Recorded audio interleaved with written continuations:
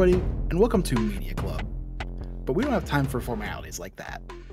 Today, we're talking about some live service games because they are dying. Dead. Unless you are Fortnite or Destiny, your fate is pretty much sealed. So, we had about, 4 or 5 games in the last couple weeks say they're done? Too many. Yeah. So, it's hard if you're a live service game right now. Like, we had What is going Avengers, on? What is going on? we had Rumbleverse, Back for Blood, Knockout City. Knockout City, like Rip Avengers. Mhm. They were so young. what? I mean, in a way, Avengers is what formed Waypoint, which is what formed Shared Screens. So Yeah. in a way, Rest in peace. What's even crazier about all that? Like, we were just talking about this yesterday. Rumbleverse hasn't even lasted half a year. Yeah. Yeah, I have a few theories on that one. I'm convinced that might have been a money laundering scheme. I'm not necessarily saying for drugs. I'm just saying, like, maybe instead of a shell company, Epic was like, hey, you know what we should do? Boom, we'll move the money through this channel. Just saying, if you're an accountant, look into that. Because a lot of these live service games that ended or got announced that they'd be ending this past couple weeks, a lot of them make sense. A lot of them have been around a while. And a lot of them have, like, said things that makes me feel like there's a different reason behind this. Rumbleverse, I'm like, what? Like, you guys didn't even give this a shot as a company. Like, you guys didn't even give this a chance to go into the red or go into the black if that game's still in the red for some reason. Yeah. Sure. I think what's really troubling too, and what was like a telltale sign of like, oh shit, something is happening, is not only are these big AAA ones going down, their mobile counterparts are going down. And that's where I'm like, holy fuck, something is happening here. Where like PUBG Mobile still going strong. They did ads with Grubhub at the Game Awards. Like, PUBG Mobile is still around, still an entity. Call of Duty Mobile, same situation.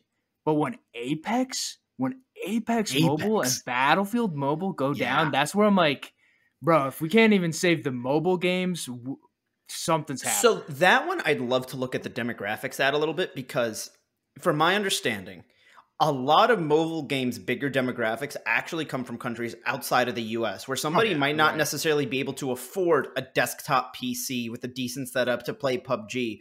And so mobile gaming is so much bigger. So I wonder if, like, the Battlefield and Apex brands just don't hold up as well. US.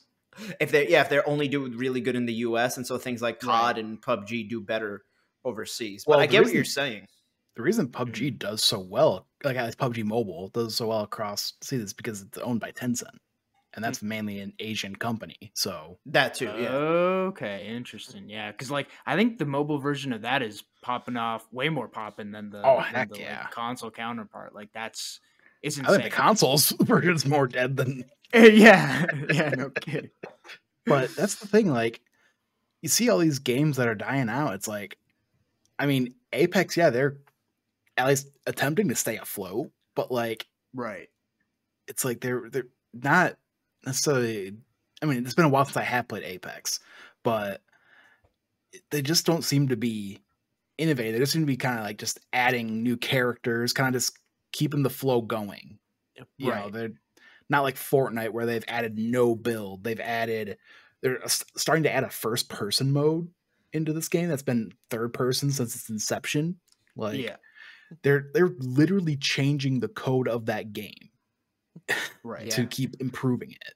And so, building off that, because I had a couple questions I wanted to pose about this topic to you guys.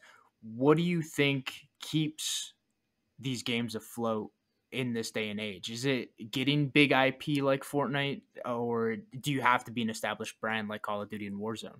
Well, speaking of somebody that's, I would say, more into Destiny than probably anybody else on this podcast, I would say they actually, like, for one thing, they listen to their community is a big thing. So like improvements that way, they like, but then they keep the game where you just pay for the expansions and the seasons that you play. You don't have to pay for another $60, $70 game over and over again, because people have been comparing Witch Queen, which is last year's expansion, and even this upcoming expansion, Lightfall, to what could be Destiny 3. Kind of like what I was talking about with Fortnite, how they keep changing the game, Right. in a, like or improving the game in such a great way. Like they've revamped all the classes, they've revamped looting, like they're getting rid of how you power level in a way in Lightfall, so that way it's not quite as grindy. So they're improving it in such a great way that it's making the experience of playing the game itself better. When you said you're paying for DLC or whatever, what are we talking? How much we paying for these? I believe it's 30 to 40, I want to say. And as a consumer yourself, that seems like a good price for what you're getting. That's one a year though. Like one big expansion for the year. Yeah. So my follow-up question to that is that a good price for that? Do you think the pricing is good for that? I believe so. Oh, okay. Yeah. Okay. You're getting, especially if you play the seasons and like that, you're getting a lot of great content. Right. Okay. Josh, I'd say to your question, I think that it depends on a lot of different factors, because I think it's so easy to turn to Fortnite and be like, hey, they're doing this and they're changing that and they're doing this. But realistically, the only reason they can even do that is because of the support they've had from just the build mode that was third person that you had, right? Singles, duos, and squads for, you know what I mean, before they added all these 100 other features. Now, Fortnite is, its success kind of, I remember it just kind of blew up end of 2017, beginning 2018. That I just think is something that like no company can manufacture in a way. I remember the beginning of Fortnite sounds a lot like when you talk about the beginning of Pokemon, where it's like no one expected this random title to get this big, especially with how old Fortnite was. Because like, fun fact, if you didn't know, Pokemon sales were not good in those first couple weeks. It was after some people got it and that word of mouth started spreading. And that's what happened with Fortnite. I remember going to vacation between my 2 semesters of college, not knowing Fortnite is coming back, all the rage. It was all anyone was playing. And so, you try to, take that and bring it to another, what do you want to say, live service game, games as a service, never ending game. I think that there's inherent differences with multiplayer, whereas like multiplayer can't just be, these are the 20 guns we offer. Here's the 30 maps we offer. We're not making this game go on forever. Enjoy it. If you don't want to play, you don't want to play. Right. And I think that the ones that died this week, a lot of the surprise came from how not long they were out there, like Rumbleverse. And the other ones that came as a shock were more like, but you guys have a big studio's backing, like Knockout City. But Major publisher. But the wording that was given to us by the Knockout City devs versus like Rumbleverse seems so different, where like Knockout City is like, hey, we need to shut this down to do better for whatever our next project is. Whether it's another arcade sports game, whether it's Knockout City 2, Knockout World, whatever. Like they were just small enough that they couldn't afford to both keep those servers on and work on their new project, but like have said how they're going to expand on what they've learned, and they're also letting people host private matches, which I think is a big thing. You are not letting a game literally become unplayable overnight. Like I've talked before on other podcasts, like how much I care about video game preservation, even bad games, even shitty games, even games that I don't like. I think there's an importance to be preserved, and I don't think Knockout City's any of those, but just the fact that they're letting it, the one-on-one lobbies exist, is a very important thing. I personally equate that to just, and this isn't a shot at the Rumbleverse devs. I just think the Knockout City devs handled that better. Like from what I saw and like their statement, and they felt like I'm not saying Rumbleverse devs don't care, but they genuinely showed how much they care by putting the servers up and all that. But the other question, because Josh, your question was like, what keeps them afloat? I don't think there's one answer. I think it's a combination of things. I think it's like pricing. I think it's the formula you have, because like Rocket League is still going on, and like now that's backed by Epic. But at first, like I don't know if getting the backing from Epic was what they needed to survive. Like I don't know how that equated in the whole like money equation. Sometimes it is. Sorry, what? I would say sometimes it is. I mean, I would say the big example there is look at Fall Guys. That was originally a $20 game before Epic was like, no, we'll buy this and they bought all of Devolver, but they were like, Fall Guys needs to be free to play. Remove even the slightest barrier to entry and you'll get more players. No, they didn't buy Devolver. They just bought the Mediatonic. Okay. I don't think that's true. But yeah, Mediatonic sounds better. That sounds right. Yeah, and there's the formula that the game has. There's the pricing. There's like listening to your community and making the changes that like Alec brought up. I think it's a combination of all those things. My follow up question to that is, Knockout City lasted a decent amount of time. Like, and I don't know what the goal was with Knockout City, because that was like what 2.5, 3 years, right? Sounds like it's been between 2 to 3 years. Well, then because it started off as EA original too. Right. My follow-up question to that is, do we think Game Pass helped with that? Like putting it out for free in that fashion to a subscription service that already has a huge install base. Do we think a bunch of people jumped into that wouldn't have, and that's what elongated the life at least like a little bit? Partially, but I think another thing that helped that, just over, or for one thing, just being a fun game, like fun gameplay. They had that beta ahead of the launch, so people could get in, not to pay anything, get into a cross-platform beta test and actually play the game. Knockout City, yeah. Okay. So like they actually got the opportunity to play the game ahead of launch to actually kind of help build the hype around that game. Mm-hmm. And I was just about to make a point where it's like Knockout City was very unique, like a dodgeball game. You don't get that a lot. But then I'm like, Rumbleverse was pretty fucking unique too, honestly. Like, Rumbleverse is pretty unique too. So. I see. I also think that there is unique that works and unique that doesn't. I think the issue with Rumbleverse is that they didn't even give that game a full calendar year to breathe. But if they came back after a full calendar year and they were like, hey, our last month has peaked at 30 players, like some ridiculously low number, where it's like something about the formula of making an arcadey version of dodgeball works, but something about making a fighting game battle royale didn't work. Hypothetically, you could make an idea that is experimental but just doesn't click with audiences. And I think with this question, there's always going to be a part of it that we don't understand. Where like the devs, like maybe the devs just have a plan B or whatever game that's closer around the corner than we think. So like they don't have to rely on Rumbleverse quite as much. Like I'm talking on my ass. I have no idea, but like I think that's a possibility to why they cut it so early, because they have like a strong foundation for whatever comes next already. I think launch and rollout plays a huge aspect in these games. And to your question, like Rocket League started out free PlayStation Plus game for the month. Fall Guys did the exact same thing. So like when you're giving people the product for free for a month and you're like, play it, enjoy it. And then I think there's more to it than that. Sorry, not to interrupt, but I think when you give it to for free in a subscription service like that already has a huge install base, like just saying free to play, I think is different from putting it on a subscription service like that, in my opinion. Yeah, I think it's a combination of that, like the free to play, and then outside of that month, I think it's what Jordan said with Fortnite with the word of mouth is like you've established some sort of player base, and then that player base expands because people are still playing it, they're still talking about it, they're like, oh my god, I'm grinding for this thing, you got to get on it, like it's only a month old, like, and then that's where people start purchasing it. And yeah, it'd definitely be better if it was on a service like Game Pass, which like Knockout City did with EA playing Game Pass, and I think that was a big, I don't think it would have been as big as it was without that period on Game Pass before they branched off from EA. Here's my just very short soapbox on Knockout City. I loved Knockout City when I played. Yeah, I fell off super hard. Now when Knockout City came out, I was recovering from surgery, so I think it's a little different. I literally had nothing else I could possibly do but play video games, so I think it's a little different. But here's my thing. I'm a huge Ninja Turtles fan. I don't know if you guys are aware. I love Ninja Turtles. Like TMNT is my shit growing up. Yeah. That they had a partnership with Ninja Turtles and Knockout City. I still didn't come back.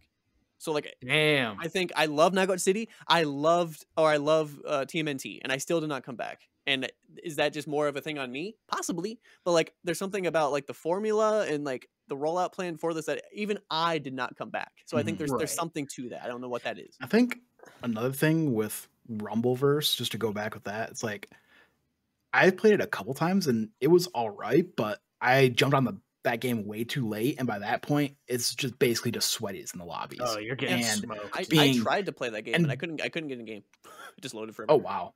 Yeah. But like for me, it's like by that point, I didn't try like super late. I was like maybe 2-3 weeks after the game came out, and by that point, kind of the people that have just given it a try have already left, and it's just, and being that this battle royale is a lot smaller.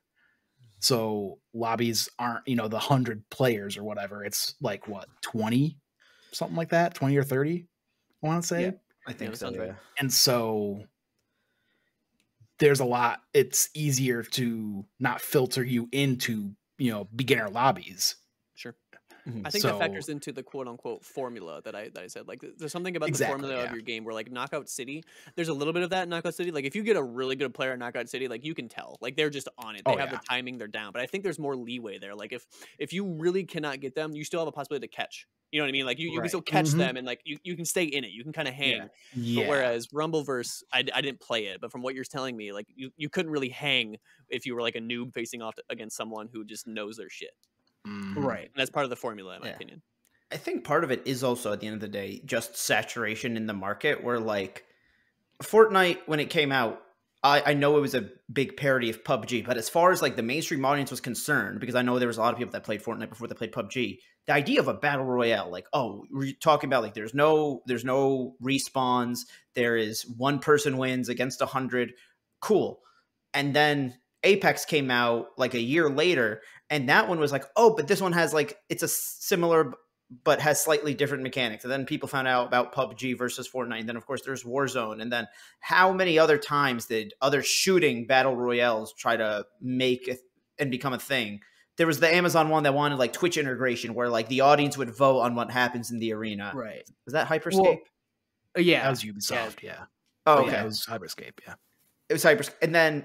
But then you have also, like, switches to the formula, like Tetris 99. What if we made Mario and like, Mario 35? That one was also in Nintendo's era of, like, hey, we're gonna kill Mario after 3 months. So weird. That's Nintendo. There are definitely still stores out there that have physical copies of the 3D collection. That's not my point. Oh, yeah. Right. Yeah, there has to be. I mean, you brought up Apex, and I think that's significant because they had a different rollout plan. Didn't they just, like, stealth launch? They shadow dropped it. Yeah. Yeah, that was I think that affected that too. I mean, maybe not now, of course, but, like, I don't know. It was kind of a shadow drop. I mean, they literally shadow dropped the game, I should say, but they brought a bunch of, like, big, like, gaming outlets and YouTubers in to play the game first. That way, when it does launch, they can be like, hey, hyping it up. Were there leaks at all for that? No. Like literally that week, I think it was like people were maybe like leaking stuff early, but like it was like it's a Titanfall game, kind of like that. And it was in the Titanfall universe. Yeah, that kind of thing. I vaguely remember something about, like, a rumor, and it wasn't even a strong rumor. It was literally like the next day though that it was Apex was announced, so it wasn't anything huge. I think that is part of the rollout plan. I think Josh brought up where it's like that. I think that's important too. And Rumbleverse. Did Rumbleverse, like, launch with Kind of Funny? Was that a thing? The Rumbleverse debuted, I want to say it was Game Awards 2021. They announced, and they were. Oh, that's right. I do remember. They announced, and they were like, "We're gonna." Oh yeah. Because I remember people being like, "This game looks hype," and I'm like, "This is the next Knockout City. Like, this game is gonna fall off real quick." And then both of them dead within 2 weeks. Like a year later, I was like, "Oh my god, man!" I think it's worth saying too that Rumbleverse as a concept, I think, is dope. Knockout City as a concept, I think, is dope. It's really hard to succeed with this formula, and we're getting into that. But, like, I think it's worth saying that both games, I think, are cool in concept. I think they're really cool, and I don't think they messed up like the concept of the game. There's just something about this like sphere of live service games that is yet to be perfect. Yeah, just going back to, like, all these games that, like, put out that they're either stopping support or just or stopping support of the game. Like, I remember when Rumbleverse came out, and, like, I think it was Blessing at Kind of Funny kept saying, like, hey, Knockout City's still going. Knockout City, like, he was saying that like a couple times during the week, and literally like Thursday, Friday, it's like Knockout City's stopping. It's like, oh yeah, I feel like we just brought that on just by saying it so often this week. And so I guess another question I had thought of and I wanted to propose. Obviously, it always sucks hearing that this happens, and my heart always goes out to the developers, and it's tough to keep these things going. What do we think is next? Is there another big game on the horizon where we see by the end of 2023 it's shut down? I mean, what is there currently in the space? Pardon? What is there currently in the space? The one where I think that is going to go down this year, or at least like within the next couple years, is Halo Infinite. I think just like all the news articles about like they made Slipspace engine. They made this brand new engine for this game, and they're immediately abandoning it. They're going to Unreal. They're switching to Unreal. Massive like layoffs going off of the studio, and it's heartbreaking to see. And like I liked the game at launch. I thought it was an 8. I definitely didn't think it was a Game of the Year contender, but I thought it was 8. I thought it was a good 8. And then like content slowly drip fed, and I feel like we're at a point where just with everything that's gone on with that game, there's no way they make it through another calendar year. Yeah. So Josh, something I want to ask you, since you were big on Halo, is seeing the issues that happened with Halo Infinite. And most of the complaints being like, hey, it's not that the gameplay is bad. It's not that the mechanics are or whatever, or that it's performance. It's literally just content. And they promised us this, this, and this. Do you think there is just... Would you rather that the Halo developers just be like, hey, this is going to be like old school Halo. You're going to get X amount of guns, X amount of maps, and throughout the year, there will be smaller, maybe four map expansions. And after that, the game is the game. We believe it's good. See you at Halo 6 or Halo Infinite +1, like whatever they want to call it. Yes and no. I think Halo's a weird outlier because of the Master Chief Collection, and like 343 botched that launch. That game was dead on arrival. You would search for an hour and couldn't find a match. And that game is like one of the best comeback stories in gaming, where like by the next year they had content going. They were re-releasing old maps. They were You're talking about Infinite or the Master Chief Collection, right? Master Chief Collection. And it's just insane to me that Halo Infinite didn't get that same treatment. Where it's like, you guys have already proven you can botch a launch and come back. Why, do it again. Like, weren't they supposed to port every old map into the Halo Infinite engine? Like, weren't they planning on basically porting the Master Chief Collection into the Halo Infinite engine? Or am I getting something mixed up? I think that's just people recreating them in Forge that you might be getting mixed up. Okay, I knew that was a thing, but I don't know why I heard that somehow they were going to get everything. Yeah. For me, like, go for it. I was just going to say, like, all those layoffs came at a really pivotal point in Halo Infinite's development, because they were honestly, Halo Infinite was like really kind of coming back a bit with like they're like really putting a bunch of maps, all these winter updates. Yeah. Like they're really like Forge was out. They're revamping the community playlist so where you can actually like browse for games and other people's like Forge modes. They're adding maps. They're doing all these battle passes. And it's just like they really just lost all that momentum when they had all these layoffs and people had to stop working on the game. Yeah, and just to switch engines. So it's like, honestly, I wouldn't be surprised if Halo Infinite's done this year. Yeah, I feel like there might be a small skeleton crew still keeping it alive. And like the easiest thing to do with games like that, like even Battlefield 2042 did it, just re-release fan favorite maps. Like it's just fanfare and it's just like additional content. Like Battlefield 2042 was like Caspian Border. Like here's all these Battlefield 3 beloved maps, and like even that game had like a pretty decent turnaround where like the Battlefield community is still not like, this is what we want, this is great, but they're like, hey, this is a lot better than the content you gave us. And I just feel like those like comeback stories like Battlefront 2 or like No Man's Sky, like Master Chief Collection, I feel like we're now in an era where developers don't even get that chance. Like you have one shot now, right? It's you don't have a comeback arc, you don't have a redemption arc, and then get to work on another game. It's one and done. Look at Roller Champions. The one from Ubisoft that launched earlier last year. That was there for a week, and then nobody talked about that game. I do think that's kind of on Ubisoft is so weird right now. Like Ubisoft, they don't market their games in an adequate way or a manner. But still, that like I think makes for being sense. A game like that, like a live service game, it was literally dead on arrival. Like I remember watching streams of that game. People could not get into games on launch day. Right. And granted, that's just pure launch day like server issues, but it's like there were people trying to get in to play this game, and they literally could not get a game to launch. Right. See, something that I've personally struggled with also with live service games, and you guys, I think, play it generally more than me, so correct me. Is it also sometimes feels like people ask for too much? And I'll give you what my insight on that is and like the examples I want to give. Anthem was a game I was very excited for, played the beta. Again, kind of similar to Halo. Nobody complains about the shooting in Anthem. Nobody complains about the flying mechanics. Like, that all feels good. And then when people be like, well, Anthem is fucking dead. Anthem sucks. I'd be like, oh, shit. Like, what's wrong with it? They'd be like, I don't get enough loot when I win. I'm like, so you're not saying that the game is bad. You're just mad that the game isn't giving you what you want. And then and then in comparison, I look at something like GTA Online, which has never promised to be a games as a service, has consistent fucking 10-year-olds asking for $1 million shark cards once a week. I used to work at a GameStop. I saw it fucking firsthand how that company is just being held on shark cards. And occasionally you'll hear things like, oh, GTA Online, check out this new racetrack, or we're revamping the way that you can do careers in GTA Online now. But the updates are inconsistent enough that it doesn't sound like Rockstar has promised any plan. It does not sound like the fans are complaining.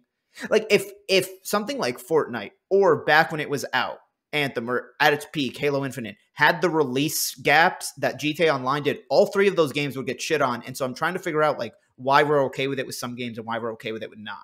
I think GTA is a huge outlier. The amount of money that game fucking makes, they can do whatever the fuck they want. I just don't think that's a good example. I understand what you're saying. I completely agree with what you're saying. I just think comparing that to GTA is not the way. I think to answer your question, where like, what I don't remember what the question was. I remember I had the answer. Do people ask for too much? Because I'm saying the reason why I use GTA is because their updates aren't huge and they're not consistent. Sure, I think it depends on messaging from the dev, and I mean, clearly GTA is like the outlier, like I said, and it depends on what Alec brought up earlier, where it's like listening to the community and actually making those differences or making those improvements from like what people are asking for. I think that's those are two differences, but that's just me. Which is insane, because I was going to bring up the same thing if you hadn't. Rockstar and GTA is such an outlier because they released Red Dead Redemption 2 and Red Dead Online is fucking dead. That community is begging. That is another community they tried to give that updates in the beginning. There were like new horses and shit. Like every few months, I remember hearing small dumb updates that somebody who plays the game, you're like, what the fuck does this mean? But they did, and then they immediately went right back to GTA Online. And I feel like GTA Online, like that OG GTA Online crew went to GTA 6. I know I said GTA is the outlier. Rockstar is the outlier. Like, I think they went back to GTA because that makes so much goddamn money. Like, I don't think that's a good example. And that is something that I wonder if that's also like a demographics thing, where it's just like, hey, 90% of people would rather play modern day cops and robbers than playing Cowboys. Like, I don't know if that's like makes sense, but you know what I'm saying? Just like, hey, GTA Online does better. You're right. It could be that they didn't give it a fair shot. It could be that's been out longer. There's 100 reasons, but part of it also could for 10 years. Yes. Like this year will mark the 10th anniversary of GTA 5 and the anniversary of Red Dead. And like, I remember OG, like Red Dead Redemption 1 Online was incredible. And people were playing simultaneously GTA 4 Online and Red Dead Online. And you had both, and both were great, and both were thriving till the point where like they moved on to the next game where 5 came out. And then, Red Dead 2 Online, just I feel like support for that game immediately stopped because they went back to GTA. And I'd love to see that game come back. I'd love for them to be like, hey, we know we've neglected you. Sorry. Here's a 5th anniversary update. Like, here's everything you're asking for and everything you want. Like, I think that's one that could be a potential. I think only Rockstar would have the resources to make that game. That's they make so much money from GTA. Like, it's not even funny. Like, they have the leeway where it's like, if Red Dead Online right now, the current one, if that were to come back, quote unquote, I don't consider that a comeback story because they have the leeway to just wait because they make so much money to do whatever they want with like do these rollouts like at their pace because they're already making much money at GTA Online. Yeah. And just GTA sales. That game is still selling every fucking day. Oh yeah. And that's where I feel like that's just like 2K just being like, don't even work on anything else.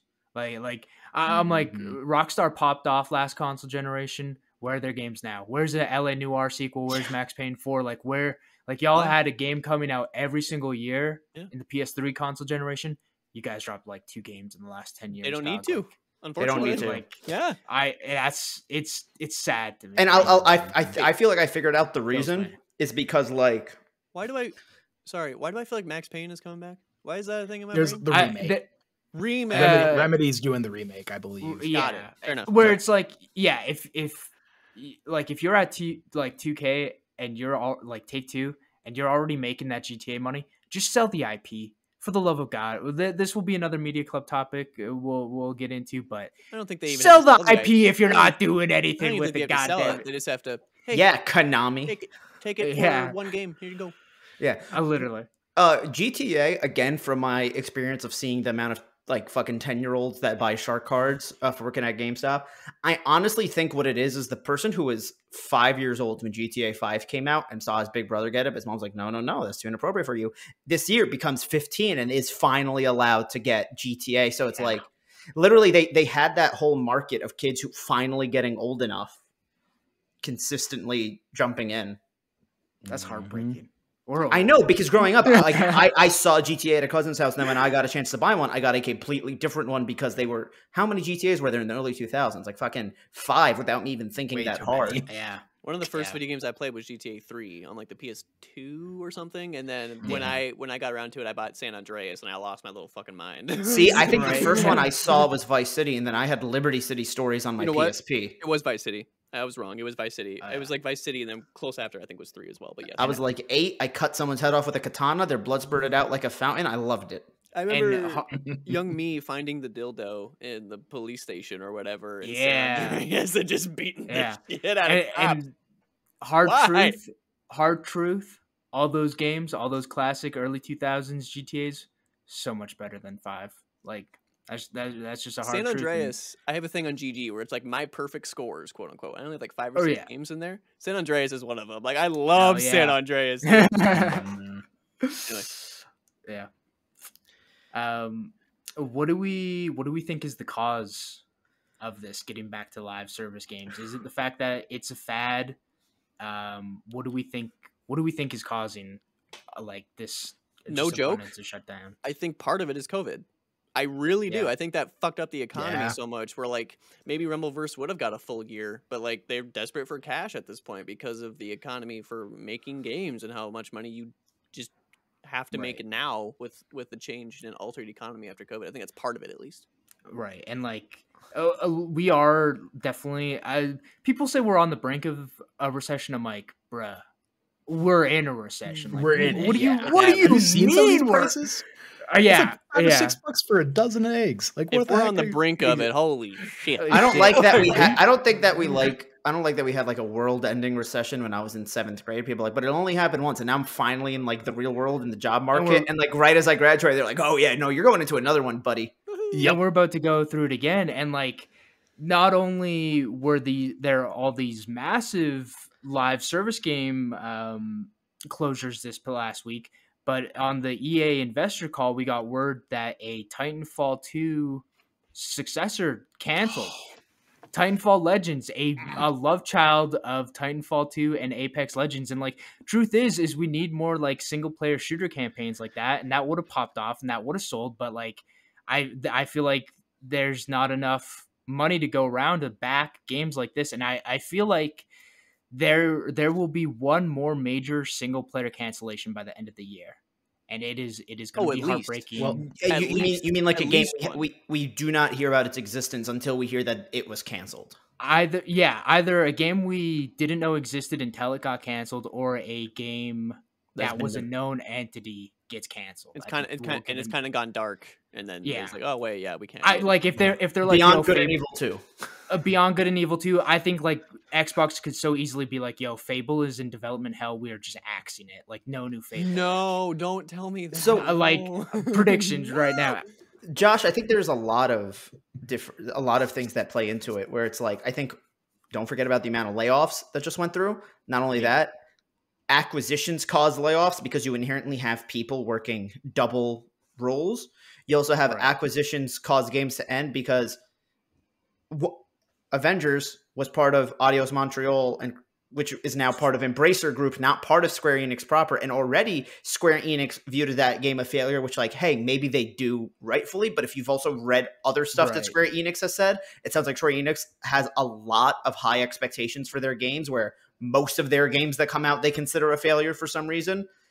And so I think that it is unrealistic expectations from the publishers or the suits that are higher up. I think you have rights changing hands. I think you have layoffs, and I think you have acquisitions that just make this perfect storm for some of these cancellations, which I think is, again, why kind of Knockout City is the one that surprises a lot of us. Yeah. Alec, I saw you with your hand up there. What did you want to add? Yeah, so this is more when we were talking the Titanfall Apex Legends kind of crossover game, but it's like, it's just crazy to think that, people can, that's like one of the big three. Like, you got, Fortnite, Apex, Warzone, and they don't, it's crazy to me that they don't have the amount of people, resources, whatever from Apex Legends, one of the biggest, battle royales, live service games out there, and they couldn't keep this other game going. It's just like, it's crazy. Yeah.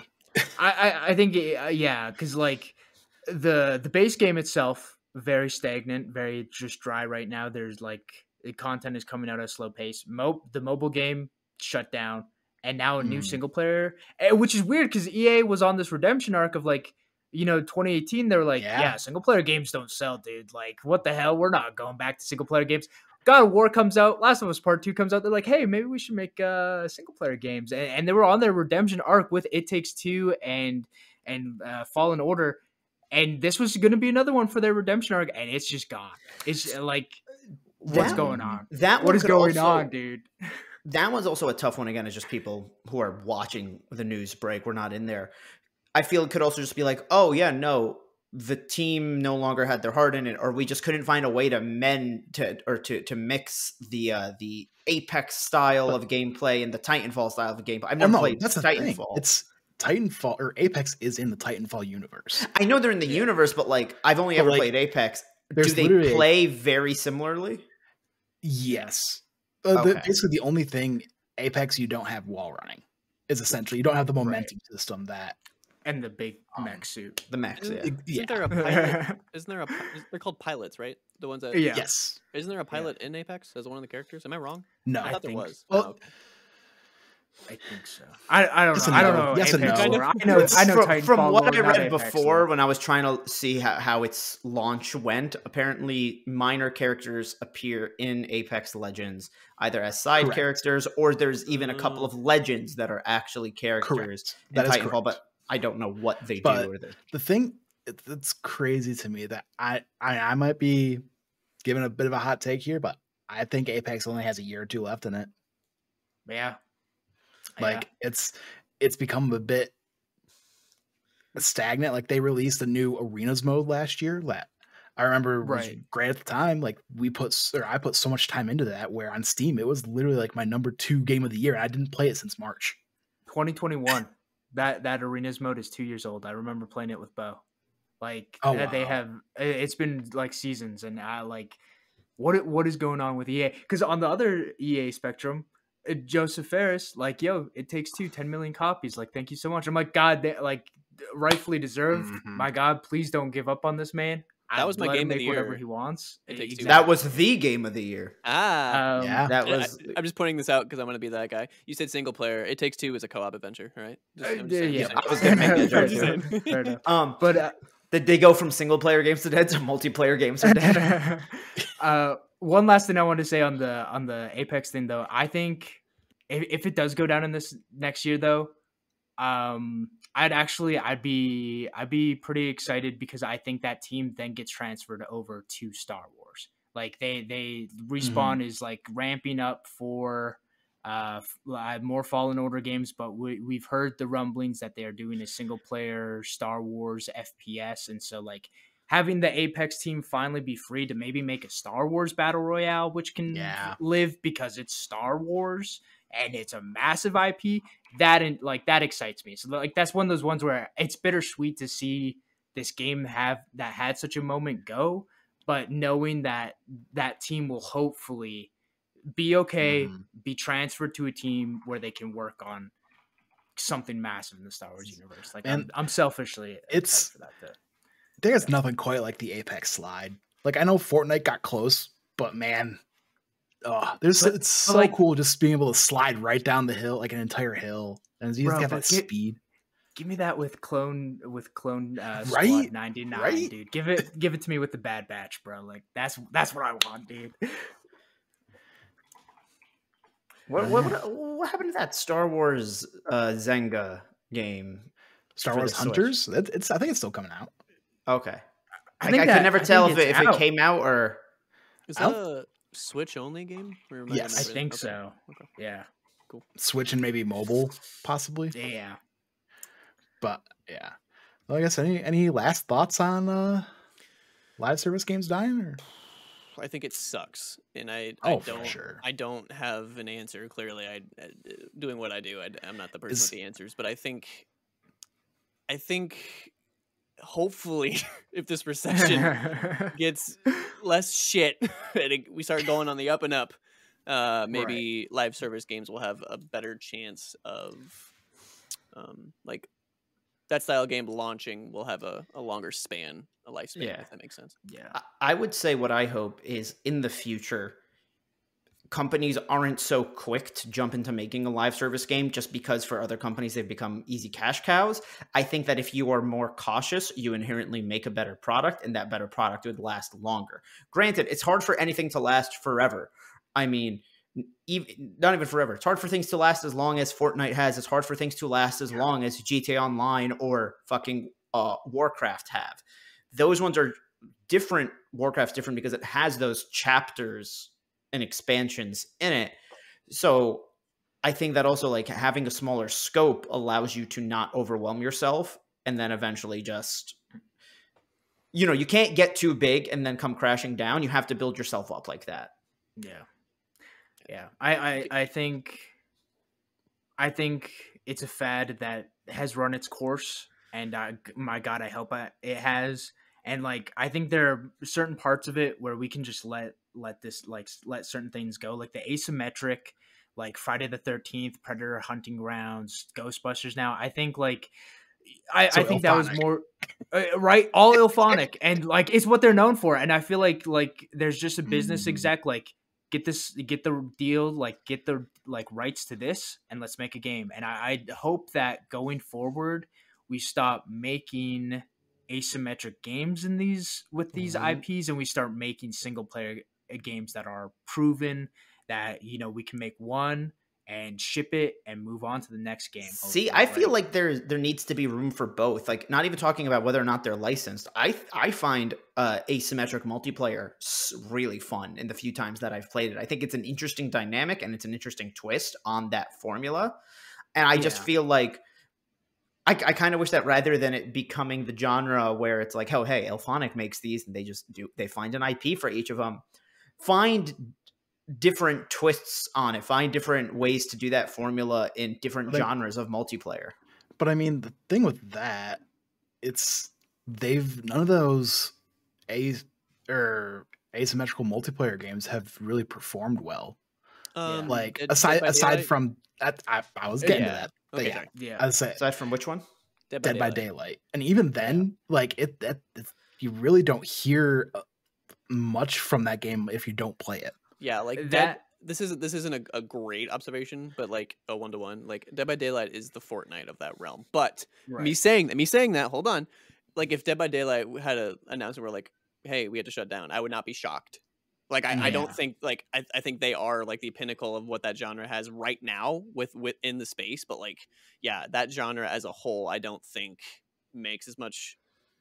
Like, for them to survive, I think you have to be Dead by Daylight is what I'm getting at. Yeah, which is weird because there's been, like, the Friday the 13th game. There's a Texas Chainsaw Massacre game coming out. And it's like, the killers are already in Dead by Daylight. Like, just keep, like, I think one of the big things that keeps these games afloat is also a cult following. This is how we like, and like, it doesn't always keep it afloat because, like, yes, there was a cult following of players for Knockout City. But like, we just reacted to the developer direct from Xbox. Go watch that video if you haven't already. But all of us were like, yo, how is Elder Scrolls Online still a thing? Right. And I think similar to Dead by Daylight, where I'm like, how is this still a thing?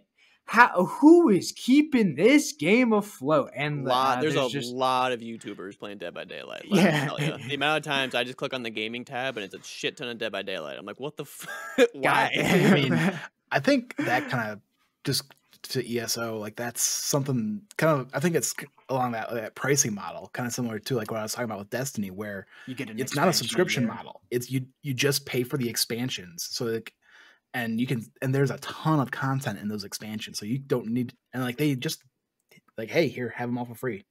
I think currently on Twitch, Dead by Daylight has 29,422 viewers. I was gonna say, I think I just brought up another aspect of it. I think it depends on what you're following. If they're streaming it and they're making videos on it, like Dead by Daylight has that following, and that's probably why it's, honest to God, that's probably why it's still alive. Like that is probably the sole reason. I mean, clearly, like the formula where they have a bunch of new stuff, like that helps. But like, I think there's something to be said about the fact that like it has that many. What is that, like viewers? How does that work? People on Twitch that are viewing a streamer playing that game. So I don't know how many streamers are currently playing, but collectively, every streamer right now playing Dead by Daylight share 24,000 viewers. Yeah, that's got to be a big part of it, huge part of it. Interesting.